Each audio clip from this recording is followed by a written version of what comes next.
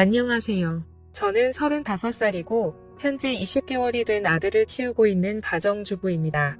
제가 이 사연을 적게 된 이유부터 말씀을 드리면 제 남편은 바람을 피웁니다. 그런데 남들처럼 밤을 지새우면서 만나는 것도 아니고 꼭 또 새벽부터 나가서 만나고 있더라고요. 정말 그 모습을 보면서 황당하기도 하고 참 부지런하게도 바람을 피는구나 싶더라고요. 아마도 그래서 제가 이렇게 오랫동안 못 잡았던 것 같기도 합니다. 그리고 하필 제가 침잠이 많습니다. 태생적으로 원래 잠이 많았죠. 더군다나 아이를 키우면서 수면 시간이 뒤죽박죽이 되어버린 터라 남편이 출근을 하는 새벽 시간에는 거의 항상 기절 상태였습니다. 그래서 밖에서 바람을 피우는지 뭘 하고 다니는지 알 수 있는 정신이 아니었던 거죠. 그런데 이런 정신없는 상황에도 촉이라는 게 무섭긴 하더라고요. 저도 정말 뜬금 포인트에서 남편이 이상하다고 느껴졌었거든요. 그건 바로 다름 아닌 블랙박스였습니다. 블랙박스 영상을 본 건 아니었습니다. 그냥 말 그대로 블랙박스 그 자체만으로 느낌이 왔던 거죠. 왜냐하면 제 남편은 정말 결벽증에 가까울 만큼 매우 깔끔한 성격입니다. 아내와 아이를 두고 하는 짓을 보면 자기 자신한테는 그렇게 더러운 놈이 없었던 것 같지만요. 아무튼 남편이 유독 신경 쓰는 것 중 하나가 자동차 관리를 하는 거였습니다. 가끔 옆에서 지켜보면 정말 심하다 싶을 정도로 내부 청소도 자주 하고, 그렇다고 엄청 비싼 차도 아니고 평범한 차였는데 엄청 극성 맞구나 싶더라고요. 그런데 어느 날 퇴근하고 집에 오는 길에 블랙박스를 뜯어서는 가지고 왔더군요. 그 모습을 보고 저는 처음에는 고장이 나서 가져온 줄 알았고 별로 신경도 쓰지 않았죠. 그렇게 며칠 동안을 놓아둔 곳에 블랙박스가 그대로 있었습니다. 새로 달지도 않고 사지도 않았던 거죠. 한마디로 그냥 저희 차에는 블랙박스가 없었던 겁니다. 그렇게 자동차에 온갖 애정을 쏟던 사람의 차에 말이죠. 그리고 저희 아파트에는 지하 주차장이 있는데 남편은 무조건 지하에 차를 넣어야 마음이 놓인다고 했었죠. 분리수거 하는 날이나 야근하고 늦게 와서 지하 주차장이 꽉 찼을 때는 어쩔 수 없이 지상에 주차를 하고 들어와서는 지하에 주차를 할 수 있을 때까지 몇 시간 들락날락할 정도였습니다. 그렇게 결국 무조건 지하에 넣어놔야 안심하고는 잠을 자는 성격이죠. 이게 뭔가 앞뒤가 안 맞지 않나요? 차를 그렇게 애지중지하는 사람의 행동이라고는 볼 수가 없었고 그때부터 뭔가 이상하다는 촉이 왔었죠. 그렇게 의심을 하던 중 큰 사건이 하나 터졌습니다. 제가 새벽까지 아이 달래느라 잠을 거의 못 자서 침대에 누워 뒤척이고 있는데 옆에서 남편이 갑자기 벌떡 일어나더니 화장실도 아니고 주방으로 급하게 가더라고요. 그래서 뭐지 싶어서 시간을 봤더니 아직 출근 시간은 한참 멀었는데 도대체 뭐라는 거지 싶었습니다. 그렇게 눈을 감고 가만히 누워있는데 주방에서 고소한 냄새가 났죠. 아마도 토스트를 굽는 것 같았어요. 그러더니 어디론가 전화를 하더니 계속 먹을 걸 만들었고 15분 정도가 지난 뒤 주방에서 나와서 샤워를 하고는 출근 준비를 해서 나가더라고요. 일부러 자는 척하고 있던 저는 남편이 나가자마자 주방으로 가봤습니다. 그런데 주방에는 아무런 흔적도 없이 엄청 깨끗하게 되어 있더라고요. 내가 꿈을 꾼 건가 싶었고 황당했죠. 그래서 눈에 보이는 후라이팬을 밑바닥을 만져보니 아직 미지근하더군요. 아무런 흔적도 없는데 뭔가를 만들기는 만들었다는 거였습니다. 그날 이후 제 의심은 극도로 올라갔고 수면 패턴이 아예 바뀌어버려서 밤에 잠을 못 잤습니다. 그래서 일부러 자는 척하면서 새벽마다 남편이 출근하는 걸 봤습니다. 밤새 안 자는 척 하긴 어려웠기에 아이방에서 자는 척을 하고 남편의 인기척이 들리면 문틈으로 밖을 봤죠. 그날도 어제와 같이 일어나자마자 주방으로 가더니 커피를 타서 보온병에 넣더군요. 실루엣만 봐도 세상 신나 보였죠. 작은 소리로 콧노래를 흥얼거리면서 마치 소풍 가는 사람처럼 즐겁게 준비를 하더라고요. 그리고는 전날과 같이 뒷정리를 흔적도 없이 깔끔하게 해놓고는 출근을 했습니다. 하루 이틀이면 그러려니 했을지도 몰랐을 겁니다. 그런데 매일 새벽 5시 30분이면 기계처럼 일어나서 무언가를 열심히 만들어서 6시 정각에는 집 밖으로 나갔습니다. 남편이 9시까지 출근해야 했는데 평소에는 7시에 나갔는데 1시간이나 일찍 나갔던 거죠. 회사에서 무슨 일이라도 있나? 아니면 혹시 투잡이라도 뛰는 건가? 별의별 생각을 다 했죠. 솔직히 그때까지도 저는 제 남편을 믿었습니다. 하지만 매일같이 그런 모습을 보다 보니 의심은 나날이 커져가더라고요. 그래서 결국 저는 남편이 자는 동안 핸드폰을 뒤져봤어요. 패턴 암호는 연애 시절 그대로 쓰더군요. 근데 아무것도 없었습니다. 카톡도 회사 단체 단톡방 외에는 특이한 것도 없었고 문자나 통화 기록도 너무 깨끗했습니다. 그래서 제가 괜히 남편을 의심한 건가 착각을 하기도 했죠. 하지만 쉽사리 의심은 사그러들지 않았고 그 다음 날도 저는 아기 방에서 자는 척을 했고 남편이 나갈 때 저도 몰래 따라 나갔습니다. 남편은 지하주차장으로 내려갔고 저는 미리 불러둔 택시를 타고서 뒤따라 가려고 기다리고 있었습니다. 그런데 택시에서 10분을 기다려도 남편의 차는 올라올 생각을 하지 않더라고요. 분명 남편이 지하주차장으로 가는 걸 봤는데 나오지를 않더라고요. 저는 어쩔 수 없이 택시값을 계산하고 죄송하다고 하고는 서둘러 지하주차장으로 내려가 봤죠. 혹시나 제가 찾는 게 들킬까 봐서 조심히 남편 차를 찾아봤습니다. 지하 2층으로 내려가 보니 남편의 차가 지하주차장에 있더라고요. 멀리서 보니 시동도 켜져 있지 않고 빈 차 같더군요. 그래서 남편이 차를 안 가져갔는데 제가 못 본 사이 나갔구나 했습니다. 어쩔 수 없이 저는 다시 집으로 올라가려고 할 때였습니다. 그때 때마침 어떤 여자가 제 남편 자동차 쪽으로 점점 다가가더니 너무나 자연스럽게 제 남편 차에 타는 겁니다. 그때부터 인생에서 가장 크게 제 심장이 쿵쾅쿵쾅 뛰기 시작했습니다.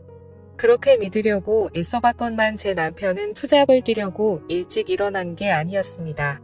다른 여자와 부직 살림을 하려고 일찍 나가고 있었던 거였죠. 그렇게 한참을 다른 사람 차 사이에 숨어서 보고 있는데 너무 슬펐습니다. 당장 뛰어가서 머리채라도 잡고 싶은데 아무런 증거도 목격하지 못했기에 처량하게 지켜볼 수밖에 없었죠. 1시간가량 시동도 안 킨 자동차에 있더니 7시쯤이 되자 갑자기 시동을 걸고 차가 빠져나가더군요. 저는 곧바로 집으로 돌아와서 떨리는 마음을 진정시키면서 제 남편의 최근 행동들에 대해서 차분히 생각을 해봤습니다. 무슨 낌새가 있었나 한참을 생각했지만 남편은 가정에 충실했었거든요. 야근도 자주 안 하고 집에 일찍 들어와서 아이도 봐주고 아무런 투정 없이 집안일도 잘 도와줬습니다. 도저히 머리를 쥐어짜내도 전혀 의심할 것들이 없더라고요. 근데 그 순간 생각이 난 게 예전에 한 번 저에게 카풀에 대해 말한 적이 있었습니다. 우연히 알게 됐는데 우리 동네에 직장 동료가 사는 걸 최근에 알았다고요. 그래서 기름값도 아낄 겸 카풀을 해볼까 하는데 제 의견을 물어보더군요.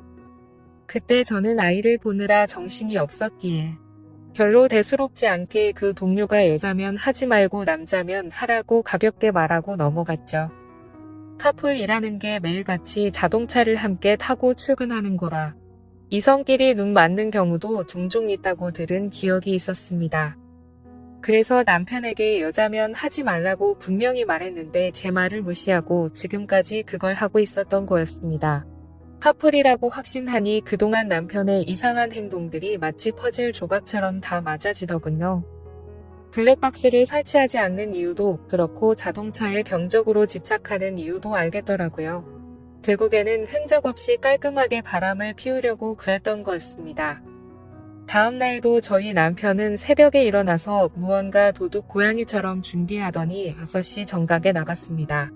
그 꼴을 보고 있으니 너무 황당해서 어이가 없더군요.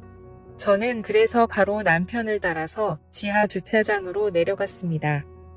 이번에도 자동차에 타서는 시동도 걸지 않고 그 여자를 기다리고 있더군요. 10분 정도가 지나자 어제 봤던 그 여자가 다시 왔습니다.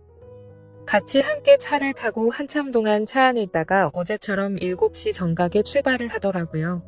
저 여자도 참 부지런하네요. 매일 그 시간에 와서 저짓거리를 하다니. 일찍 일어나는 새가 바람도 잘 피우는 것 같네요. 이번에는 두 눈 부릅뜨고 제대로 끝까지 지켜봤습니다. 멀리서 몰래 보다 보니까 자세히 보이지는 않았지만 두 개의 동그란 머리가 하나로 뭉쳐지는 건 정확하게 보였습니다. 그냥 이건 확실하다는 확신을 줬었죠. 둘이 차 안에서 그 짓거리를 하고 다닌 거였습니다. 그걸 보는 순간 저도 모르게 화가 나서 눈이 뒤집힐 뻔했고 저도 모르게 눈물이 났습니다. 남편의 불륜이라는 걸 직접 겪어보니 분노가 머리끝까지 치밀어 오르더라고요. 그동안 남편이 제게 이상하게 대한다거나 갑자기 잘하려고 했던 상황들을 하나씩 차근차근 생각해보니 저 여자랑 차 안에서 바람을 피우느라 찔려서 그랬구나 싶은 생각에 정말 돌아버리겠더군요. 저는 곧바로 친정엄마에게 연락을 해서 병원에 다녀온다며 아이를 좀 봐달라고 부탁을 드렸고 아이를 친정에 맡긴 뒤 저는 곧바로 변호사 사무실을 찾아갔습니다.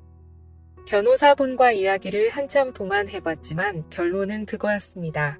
깔끔하게 하는 게 제 심신에 좋을 거라며 위자료 2천만 원의 양육비 받고 이혼을 하는 걸 추천하더라고요. 그 이야기를 듣자 너무 억울하고 분통이 터지더군요. 어떻게 남편이 타고 다니는 자동차 가격보다 낮은 금액으로 내 인생 날린 걸 훔치려고 한다는 게 말이 됩니까? 그래서 저는 일단 다시 연락드린다고 말하고는 변호사 사무실을 나왔습니다. 누구에게 물어봐야 하나 싶었고 제 주변 친구 중에 이혼을 한 친구들을 찾아봤습니다. 솔직한 속마음으로 그런 친구가 없으면 어쩌나 했는데 너무 많아서 놀랄 정도였죠.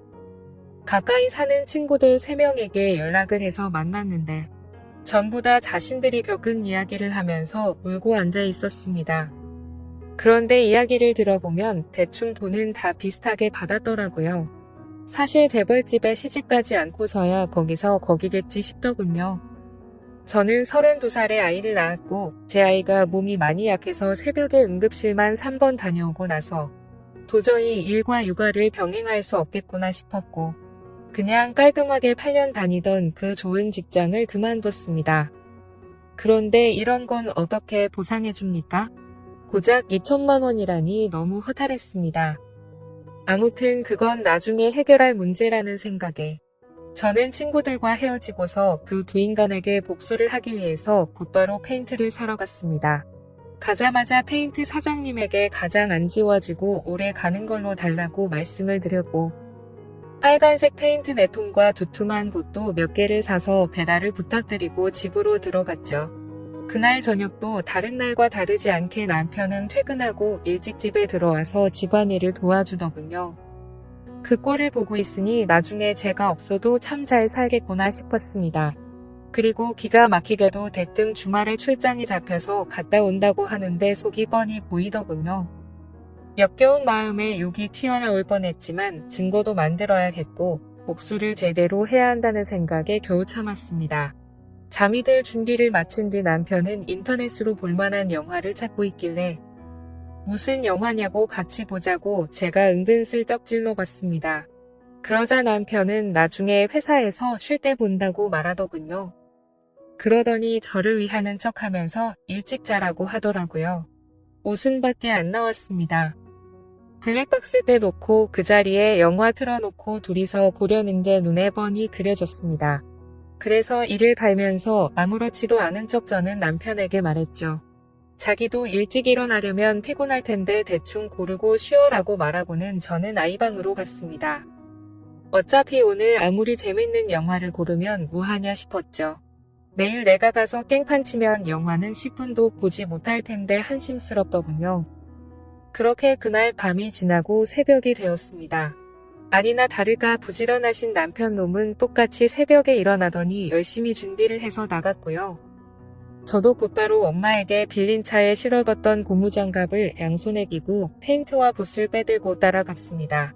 지하주차장에 도착하니 항상 주차하는 곳에 남편의 차가 보였습니다. 심장이 터질 듯이 떨리고 무서운 마음도 들었지만 최대한 차분히 기다렸습니다. 그러자 상간녀가 또각또각 구두 소리를 내면서 기분 좋은지 생글생글 웃으면서 차로 다가가더군요. 그렇게 그 여자가 남편 차에 타는 것까지 확인을 했습니다. 그리고 저도 페인트 뚜껑을 열어서 들었고 다른 한 손에는 휴대폰을 들고서 남편 차로 조용히 다가갔죠. 심장이 터질 것 같았고 무서웠지만 그 마음은 곧바로 분노로 바뀌었습니다. 가까이 다가가서 보니까 둘은 아주 한 몸이 되기 직전이더군요. 저는 곧바로 휴대폰으로 동영상 녹화를 하고서 주머니에서 붓을 빼들었습니다. 남편 차가 실버 색상인데 빨간 페인트를 찍어서 남편 차에다가 그대로 글자를 적기 시작했습니다. 진짜 그 순간 엄청나게 통쾌했고 페인트가 기가 막히더군요. 저는 그곳에다가 불륜남과 상간녀가 타고 있어요 라고 적었습니다. 빨강색 글씨에 큼직하게 써서 멀리서도 곧바로 보이겠더라고요. 자동차 앞 유리에도 글자를 적기 시작했어요. 조수석 부분에는 상간녀라고 적었고요. 운전석에는 불륜남이라고 또박또박 적어놨습니다. 차 안에 두 사람은 멍하니 깜짝 놀라서 멍하니 저만 바라보고 있더라고요. 너무 역겨운 마음에 저는 그 두 사람을 쳐다보지도 않았습니다. 그렇게 바로 자동차 뒤로 가서 우리 지금 바람펴요라고 적어줬고요. 트렁크에다가는 바람피는 유부남이라고 적었습니다. 그렇게 실컷 페인트 칠을 마치고 나서 조수석으로 다가가서 유리창을 톡톡 두드렸습니다. 당장 열어라, 망치 갖고 와서 깨부셔버리기 전에라고 말하자 운전석에 있던 남편이 내리더군요. 남편은 차에서 내려서는 가까이 오지도 못하면서 오해라고 난리가 났고요. 저는 붓을 들고 너한테도 온통 페인트질 해줄 테니 가까이 오라며 네가 인간이냐고 소리를 질렀습니다. 그렇게 난리가 났는데도 그 상간녀는 끝까지 차에서 내리지 않더라고요. 저는 너무 열이 받아서 붓으로 유리를 툭툭 치면서 당장 나오라고 소리를 질렀습니다. 결국 소리를 질러대다 보니 아파트 주민신고로 저희 세 사람은 경찰서로 갔습니다. 그제서야 그 역겨운 상간녀 얼굴을 가까이서 마주하게 되었던 거죠. 조금 뒤에는 상간녀의 남편 같은 사람이 경찰서로 뛰어들어왔고요. 저는 다른 계획이 있었기에 아무 말도 하지 않고 가만히 냅두고 있었습니다. 제 남편과 이 여자가 저를 어떻게 신고하겠어요? 저는 바쁘니까 알아서 하세요라고 말하고는 경찰서에서 나와버렸습니다. 그리고 몰래 숨어서 지켜보고 있으니 제 남편과 그 상간녀는 같이 출근을 했고 저는 그 상간녀의 남편을 뒤따라 갔습니다. 따라가 보니 저희 바로 옆 동에 살고 있더라고요. 엘리베이터 올라가는 층수까지 확인을 마친 뒤에 저는 곧장 친정집으로 갔습니다. 그날은 휴대폰을 꺼버리고 거기서 아이와 있었죠. 그리고 다음 날 새벽 저는 다시 저희 동네로 갔습니다. 저희 집이 아닌 그 상간녀가 살고 있는 아파트 동에 어제 봤었던 그 층으로 올라갔습니다. 그리고 거기서 조용히 기다렸습니다. 그렇게 6시가 조금 지나자 신발을 신는 소리가 들렸고 한쪽 현관문이 열리더라고요. 오늘은 늦게 나오겠지 싶은 생각도 해봤지만 이것들이 아직도 정신을 못 차렸나 봅니다. 나오는 사람은 어제 봤었던 상간녀가 맞았고요. 그 상간녀는 문 앞에 서 있는 저를 보고 소리를 지르면서 그 자리에서 주저앉아 버렸습니다. 저는 그 여자를 보지도 않고 묵묵히 제 할 일을 시작했습니다. 가져온 페인트통 붓을 듬뿍 발라서는 그 상간녀 집 현관문에 적기 시작했습니다. 이 집에 상간녀가 살고 있어요. 일찍 일어난 상간녀가 유부남을 꼬신다라고 적었습니다. 그 상간녀는 소리를 지르기 시작했고 저는 아무렇지 않게 아주 태연하게 계속 글자를 적어나갔습니다. 카풀 뜯어먹는 소리 안에 차에서 이상한 짓이라고 적고 있는데 갑자기 그 집에서 그 여자의 남편이 뛰쳐나오더라고요. 저를 보자마자 또 이 아줌마냐고 도대체 왜 그러냐고 하더군요. 남의 집에 무슨 짓거리냐며 이거 전부 다 손해배상 청구할 테니 그렇게 알라고 하더라고요. 저는 그 여자 남편한테 물어봤습니다. 아저씨, 혹시 아저씨도 아침잠이 많으신가요? 일찍 못 일어나시죠? 라고 물었습니다. 그러자 그게 무슨 소리냐며 아침잠하고 이 짓이랑 무슨 상관이냐며 화를 내더군요. 저는 제 핸드폰을 꺼내서 어제 녹화한 영상을 보여주면서 말했습니다. 아저씨 와이프랑 내 남편 놈이랑 꼭또 새벽마다 만나서 그렇게 부지런하게 자동차에 둘이 달라붙어서 카풀인지 뭔지 바람을 폈어요. 아저씨도 정신 차리세요. 라고 했죠. 그때 때마침 제 남편에게서 전화가 오더라고요. 전화를 받자마자 지금 어디냐고 버럭 소리를 지르더라고요. 안 그래도 열받는데 저를 또 건들더군요. 그래서 제가 한마디 했습니다. 야, 다음에는 네 차례야. 너는 회사에서 딱 기다리고 있어라. 내가 페인트통 들고 지금 바로 갈 거니까. 그 시각이 아침 7시였는데 그 여자 집 앞에서 소리를 지르고 있었습니다. 또 다시 주민 신고가 들어갔는지 곧바로 아파트 경비 직원분들이 올라왔고 저는 강제적으로 그 사람들에게 떠밀려서 엘리베이터에 올라탔습니다. 1층으로 내려가니 제 남편이 이쪽으로 뛰어오고 있더군요. 이젠 더 이상 그 자동차 안에서는 못 기다리나 봐. 라고 했더니 남편이 그러더라고요. 적당히 좀 해라며 동네 창피하게 아침마다 뭐 하는 거냐고요. 그 말을 듣는 순간 피해자 코스프레를 하길래 너무 역겨워서 구역질이 날 것 같았고 정말 너무 화가 났습니다. 그래서 저는 곧바로 소리를 지르면서 말했습니다. 그럼 내가 아침마다 동네에서 한 짓은 뭐냐고 물었고 주차장에서 그 짓거리 한 건 당당하냐고 소리 질렀습니다. 그러자 남편이 제 행동이 질린다면서 제가 원하는 대로 이혼해준다며 되려 큰 소리를 치더라고요. 아무리 간통죄가 없어졌다고 해도 저렇게 당당하게 이혼을 해준다라는 소리가 나오는 게 어이가 없었습니다.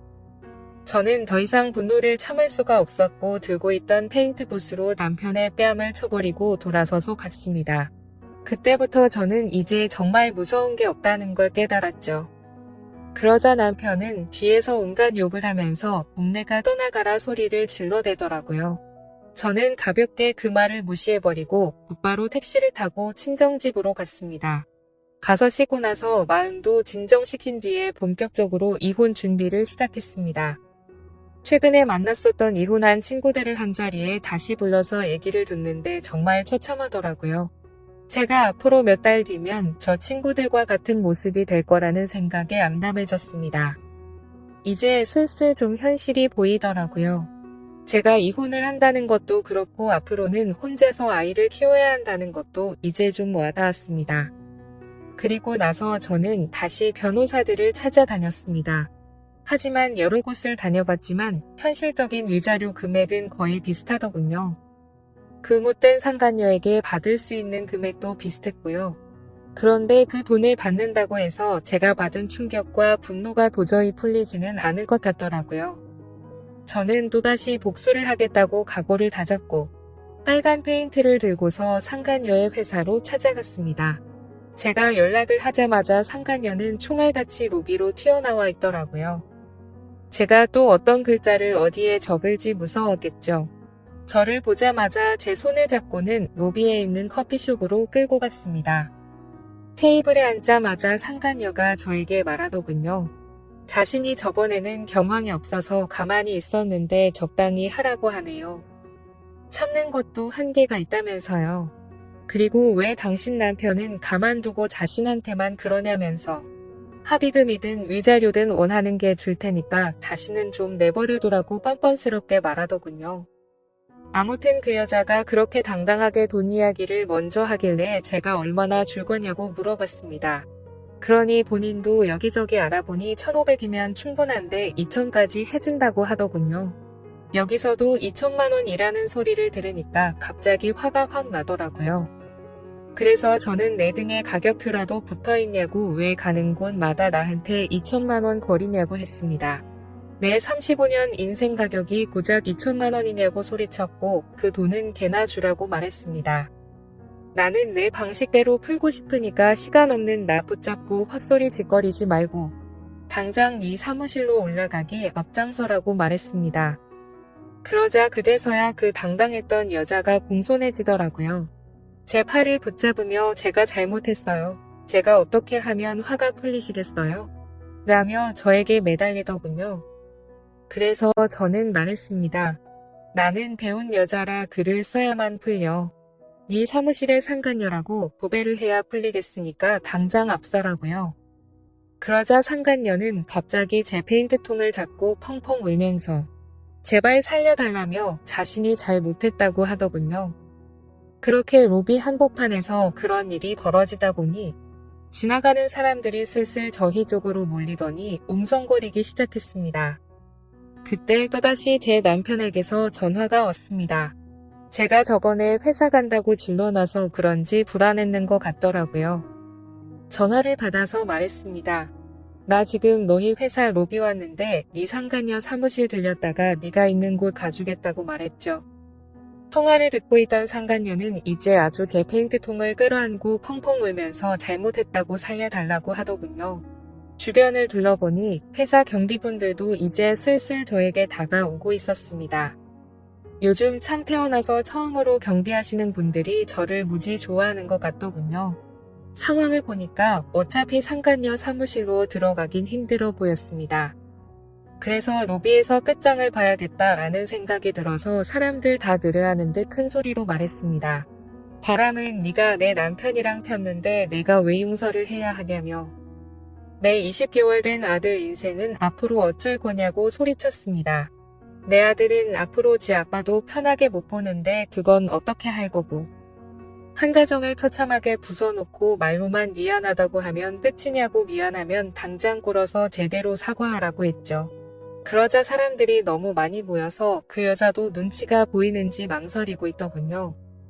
그래서 저는 그 여자에게 다가가서 끌어안고 있는 페인트통 뚜껑을 확 열어버렸습니다. 그럼 그냥 여기에다가 글씨 써준다고 말하자.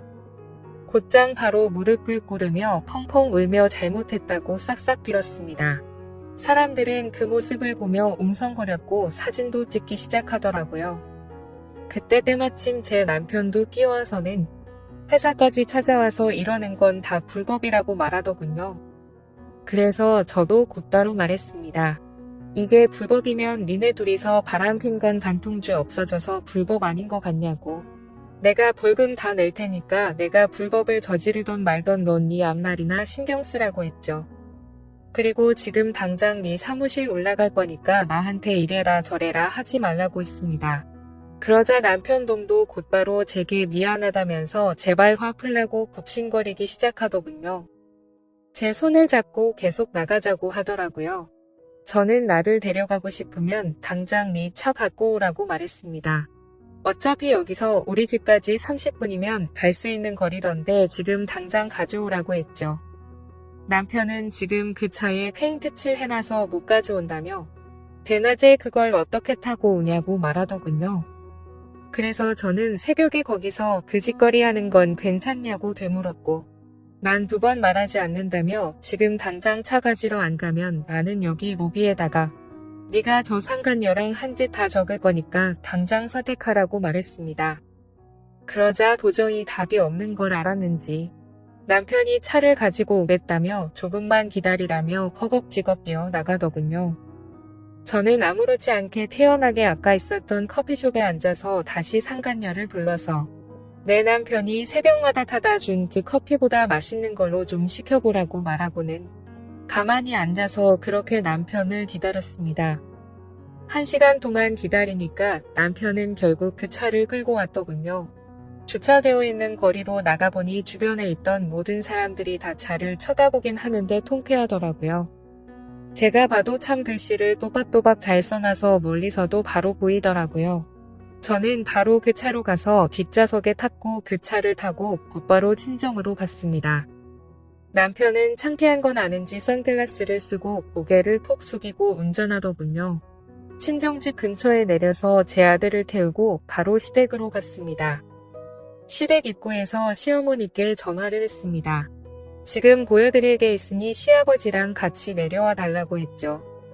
잠시 후 시부모님은 나오자마자 자기 아들 차를 보고 기겁을 하시더군요. 누가 그랬냐고 누가 이딴 낙서를 했냐고 하셔서 제가 말했습니다.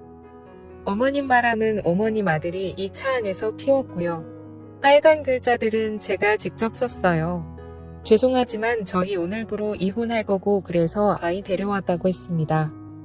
이제 손주 잘 키워주시면 된다고 말씀드리자 시어머니는 저에게 소리를 지르며 모성애도 없는 년이 지 남편 잠깐 한눈 판 걸로 이 난리를 피냐고 하더군요. 그래서 제가 그랬습니다. 모성애가 뭐가 중요하냐고요.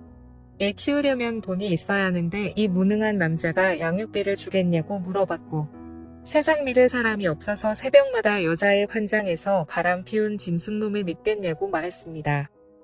앞으로 제가 직장 구해서 양육비도 제가 드릴 테니까. 어머님은 손주 잘 키워달라고 말하고는 뒤돌아서 걸어갔습니다. 그러자 뒤에서 시어머니는 소리를 지르면서 온갖 욕을 하시더라고요. 주변을 둘러보니 동네 주민들도 나와서 남편 자동차를 구경하는데 참 이게 뭔가 싶었습니다. 그렇게 저는 택시를 타고 친정으로 가는 동안 정말 많이 울었습니다. 저렇게 한풀이를 하고 당당한 척을 했어도 전혀 괜찮지 않았고 너무 힘들었거든요. 제 아이 걱정도 많이 됐지만 저는 어쩔 수 없이 참아야 했습니다. 아이를 위해서라도 제가 돈을 벌어야 했고 그 누구도 믿을 수가 없었기 때문이었죠. 그렇게 저희는 결국 법적으로 이제 남남이 되었고 이혼 서류에 도장을 찍었습니다. 그리고 가장 걱정했던 아이 문제는 잘 해결되었어요. 시댁에서 3일 만에 전화가 오더라고요. 아이 데려가라면서 도저히 안 되겠다고 힘들다고 하시더군요. 남편도 저에게 아이 데려가라고 했고 친권과 양육권 포기각서 받고 다시 데려왔습니다. 그래서 제 아이는 친정에서 엄마가 잘 돌봐주시고 계시고 전 남편에게 받은 양육비에 제 월급까지 엄마에게 드리고 있습니다. 걱정되었던 재산 분할도 잘 받았고 상간녀에게 위자료도 다 받았습니다. 제 돈 들어간 거 다시 받는 거라 뭐 기분 좋고 그럴 건 없었지만요. 그리고 지금 상간녀도 이혼 소송 중이라던데 제가 페인트통으로 난리를 피워서 그런지 제 위자료는 바로 입금했더라고요. 그리고 며칠이 지나서 갑자기 그 상간녀는 저에게 명예훼손을 걸었더군요. 아마 다니던 회사를 계속 다니는 건 어려웠겠죠.